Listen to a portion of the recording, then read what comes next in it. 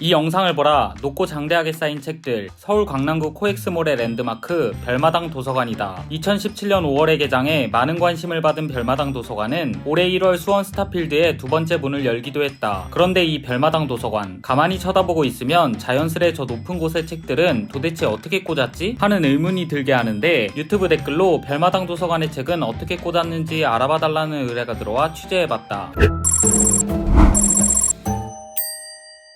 별마당 도서관은 강남 코엑스몰과 수원 스타필드 두 곳으로 서가의 높이는 코엑스몰 13m, 스타필드 22m로 보기만 해도 아찔할 정도로 높은데, 한 가지 먼저 얘기할 것은 사람 손이 닿는 6번째 칸까지만 실제 책이고 그 위로는 전시용 책이라는 거다. 그거는 데코레이션이고 저희가 사용할 수 있는 책은 6번째 칸까지만 사용 가능해요. 상단 비치된 책들은 가짜 책이란 설명, 페이크북이라고 불리는 모형책인데 겉표지와 크기만 책이고 안에는 텅텅 비어서 가볍고 저렴해 보통 장식용으로 많이 쓰인다. 도서관 규모도 크고 책도 워낙 많아서 한 권 한 권 주의 깊게 보진 않았는데, 책장을 자세히 관찰하면 똑같은 종류와 순서로 꽂힌 책 뭉치를 찾을 수 있고, 이게 바로 모형책들이다. 모형책이 아니라 진짜 책을 저 높이까지 꽂으면 책 무게로 자칫 책장이 무너질 수 있고 지진이나 화재 발생 시 대형 사고로 이어질 수 있기에 높은 곳의 책은 방염 처리된 모형책을 비치했다고 설명했다. 모형책이라도 저 높이의 책은 어떻게 꽂았을까? 판타지 영화처럼 책을 옮길 수도 없을 텐데 또 교체는 어떻게 하는지 물어보니, 시공때 특수 크레인을 타고 사람이 일일이 배치한 것이고 떨어지지 않도록 고정을 해둔 상태라서 교체는 따로 하지 않는다고 한다. 안전상의 사유로 상부의 책들은 교체하지 않습니다. 많은 분들이 이용하시는 만큼 일부 분실되는 경우도 있어서 기본적으로 매월 1회 이상 신간과 볼만한 책들을 큐레이션에 교체합니다. 모형책을 제외하고도 코엑스몰 도서관에만 5만여 권, 수원 스타필드 도서관까지 합치면 8만 권 이상의 책이 있다고 하는데,